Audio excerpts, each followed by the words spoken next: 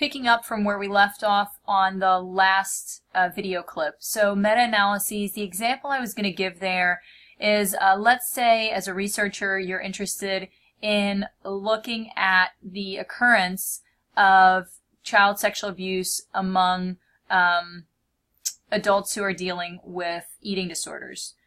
So if you're interested in this topic as a researcher, you may collect all empirical studies that have been previously conducted on this that look at the relationship between eating disorders and child sexual abuse. And you would then run analyses to look at the consistency of the findings across studies.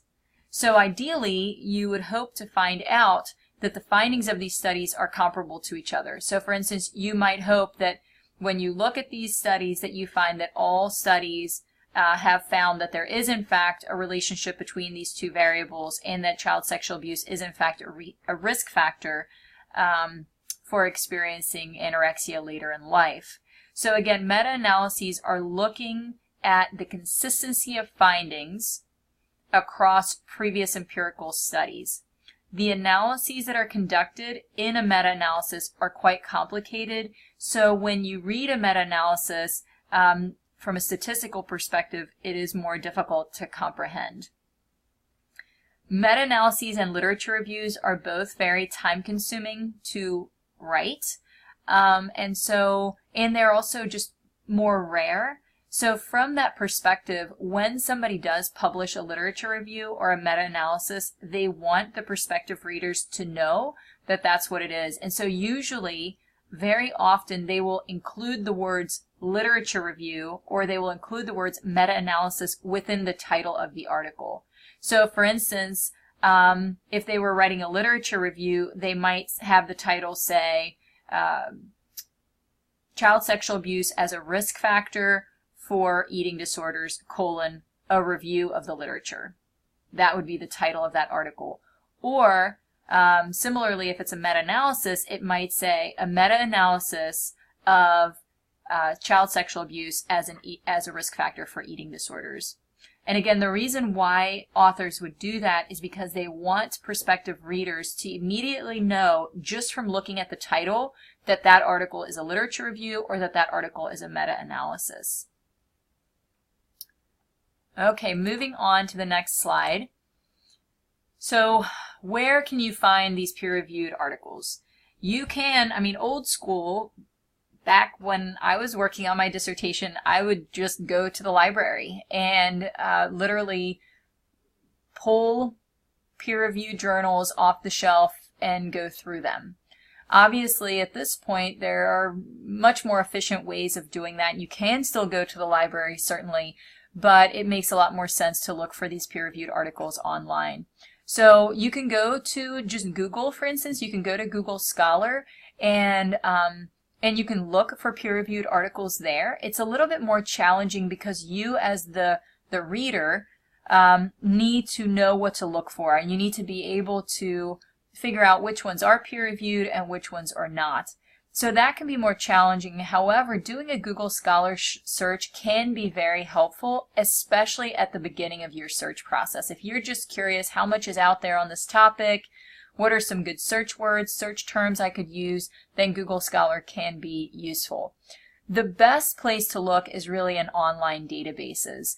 So, and we will actually go through this in class. I will kind of do a refresher with you of our library website and the databases on our library website.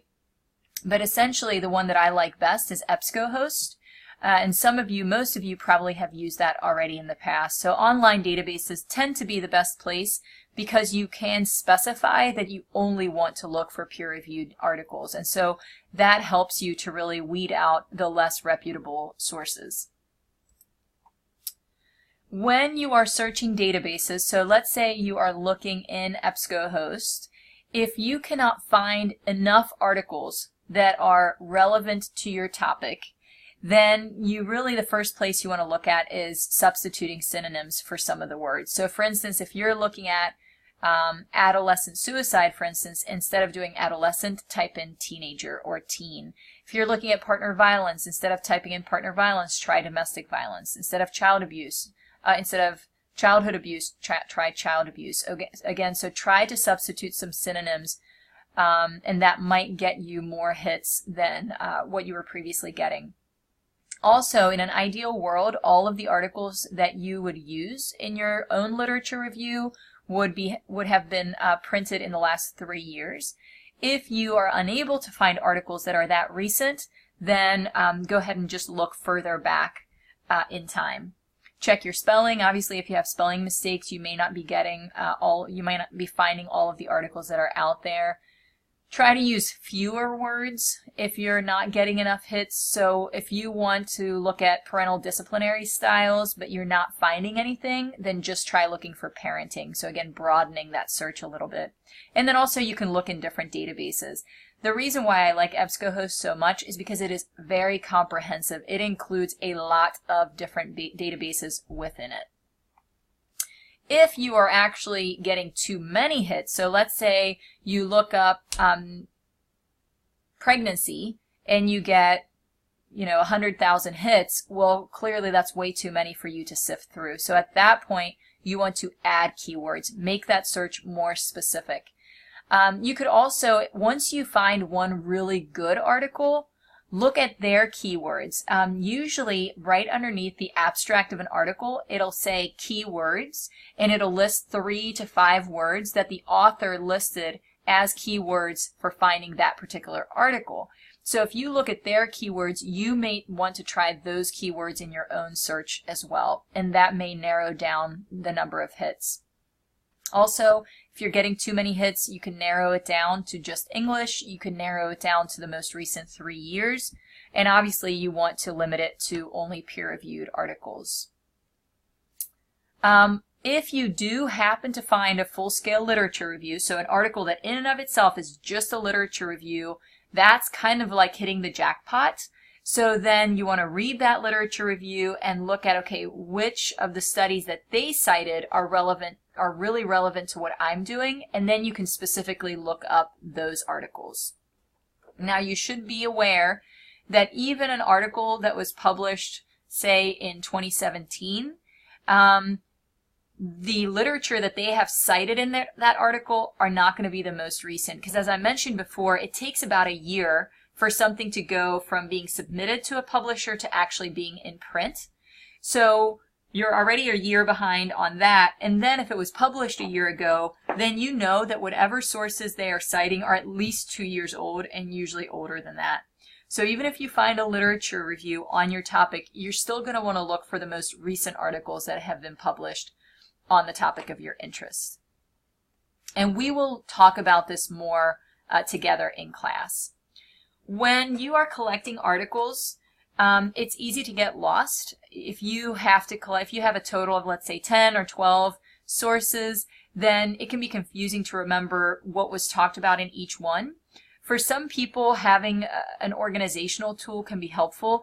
I'm not going to require you to use this in this class, but I wanted to put it out there just in case you find it helpful for yourself, for your own purposes. So this is something that I've used in the past, where I just have a table, and in the first column I write the author's name, then I write the research question or the purpose of that particular study, then I write what the finding or the conclusion was of the study, and then any other relevant points that I want to remind myself of. So things that I think, oh, I might use this in my paper, I might add this into a particular section of my study, etc. So again, this is just an idea of how you could organize your own sources. APA formatting is unfortunately very important. I know it's very tedious. APA formatting is not difficult, it's just time consuming. So it is very important in this class that you guys get a hang of APA formatting. Hopefully you already do have a hang of it. If you don't, I'm going to give you some help in making that happen. So obviously the publication manual of the APA is out there. You can purchase that book if you want to, but it's rather expensive, so I'm certainly not going to make you buy it. But I do have a copy if you ever wanted to peruse my copy. And then also there is a good website at OWL at Purdue. It provides great guidance for APA formatting, so you can follow this link to get there. And then also on this next slide, I provided some examples of APA formatting for different types of sources. So if you have a peer-reviewed article, then this is what you would use. If you have a book, this is what type of APA formatting would look like.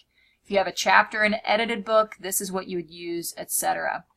The main things to pay attention to is only certain sections are italicized, so you want to pay attention to that. So in a peer-reviewed article, it is the name of the journal and the volume number that is italicized. That's it. In a book, it is the title of the book that is italicized. So you really want to pay attention to those kinds of details. The other thing I would want to say is for a peer-reviewed article, you only capitalize the first letter of the sentence and any first letter after a colon. All of the other words are not capitalized, so that's important to be aware of also. Also, when you are referencing your sources within the body of your PowerPoint or your paper, you only include the author's last name and the year of the publication. You do not include their initials. So, for instance, it would be Holden 1999. And if there's more than one author, once you have listed a source once, then from that point on, you would just list the first author followed by et al. And so the et al is right there at the bottom of the slide for you to see. Okay, that's all I have for you. I also wanted to say, in terms of APA formatting, just be aware that I also put an example, kind of a cheat sheet for APA formatting on our Canvas page. So please look for that there. That's really intended to be a useful tool for you as you work on APA formatting throughout the semester and next semester. All right, have a good one. Bye.